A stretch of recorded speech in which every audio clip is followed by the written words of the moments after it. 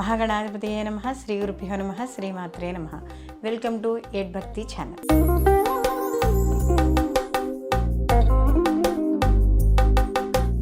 గురుగ్రహ మార్పు. ఈ గురుగ్రహ మార్పు అనేది మనకి అక్టోబర్ 18 నుండి అలాగే డిసెంబర్ 5 మళ్ళీ ఆయన వక్రగతిని పట్టడం అనేది జరుగుతుంది. అయితే ఇప్పుడు గురువు మనకి అక్టోబర్ 18 ముందు వరకు కూడా ఈయన మిథున రాశి నుండి కర్కాటక రాశిలోకి వచ్చి మళ్ళీ కర్కాటక రాశి నుండి ఈయన మార్పు చెంది వక్రంలో వెళ్ళి మళ్ళీ యథాస్థితికి మనకి ఈ యొక్క మిథున రాశిలోకి రావడం అనేది జరుగుతుంది. అంటే ఇప్పుడు ఈ సంవత్సరం కానీ చూసుకుంటే ఇక్కడ ఈయన నవంబర్ 12 నుంచి మొత్తం మీద కానీ చూసుకుంటే మనకి మార్చి 11 వరకు 2026 వరకు కూడా ఈయన ఈ యొక్క పునర్వసు నక్షత్రంలో ఈయన సంచరించడం అనేది జరుగుతోంది.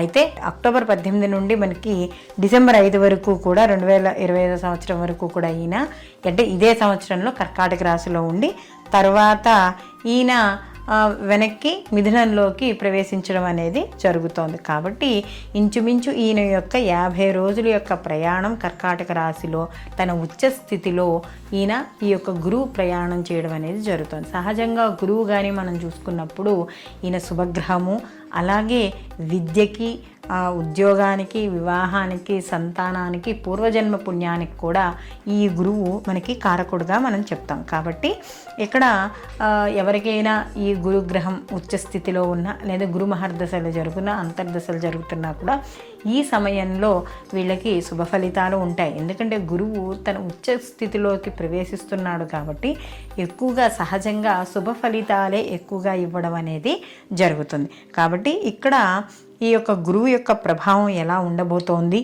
ఎటువంటి ఫలితాలు ఇస్తాడు, ఇలాంటి విషయాలన్నీ కూడా మనం ఇప్పుడు ఈ వీడియోలో మనం తెలుసుకుందాం. అలాగే వీడియో చివరిన కూడా మనం ఈ యొక్క వివిధ రాసుల వాళ్ళు అంటే మనకి ఉన్న ద్వాదశ రాసుల వాళ్ళు కూడా ఎటువంటి పరిహారాలు చేసుకోవాలి అనే విషయాన్ని కూడా తెలుసుకుందాం. మకర రాశి వాళ్ళకి ఈ యొక్క గురువు కానీ చూసుకున్నప్పుడు వీళ్ళకి తృతీయ వ్యయాధిపతి అయిన గురువు ఇప్పుడు వీళ్ళకి షష్టమ సప్తమ స్థానాల్లో వీళ్ళకి సంచారం చేయడం అనేది జరుగుతుంది.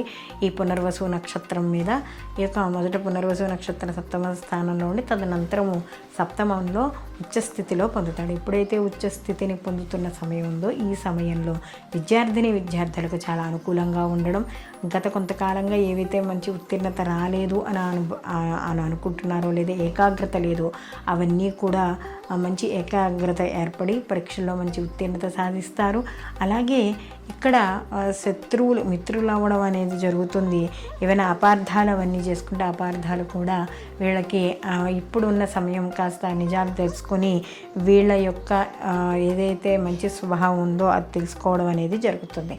అలాగే కుటుంబంలోనూ సోదరి వర్గాల్లోనూ మంచి అన్యోన్యత కానీ లేకపోతే మంచి అవగాహన కానీ ఏర్పడడం అనేది జరుగుతుంది. ప్రతి పనిని కూడా ఇంట్లో వాళ్ళందరూ కలిసి చేసుకోవడం అనేది జరుగుతుంది.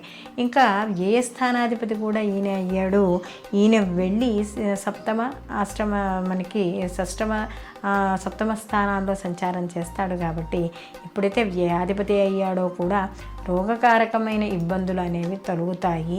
వ్యయాధిపతి అయినా కూడా అందులో సప్తమ స్థానంలోకి ఎప్పుడైతే వస్తాడో శుభమూలకంగా ఖర్చులు అనేవి కనబడతాయి.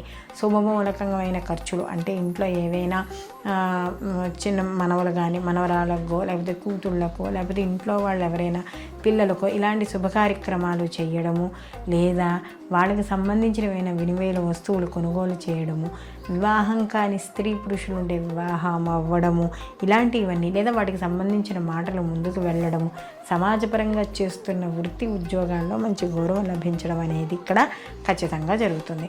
అలాగే ఇక్కడ ముఖ్యంగా ఇంట్లో పెద్దవాళ్ళు ఎవరైనా ఉంటే వాళ్ళ ఆరోగ్యాలు కూడా బాగుపడతాయి.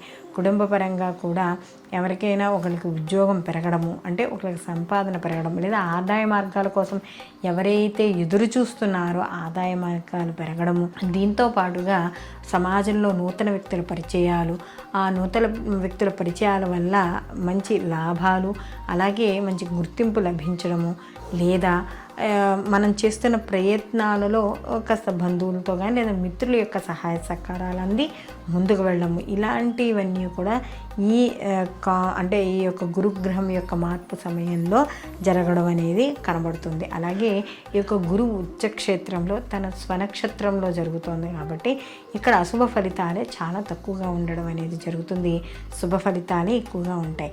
దీంతో పాటుగా ఈ యొక్క గురు అనుగ్రహం కోసం శివారాధన ఎక్కువగా చేసుకుంటూ ఉండడం, శివాలయ దర్శనము ఇలాంటివి రోజు చేయడం ద్వారా శుభ ఫలితాలు పొందడం అనేది జరుగుతుంది.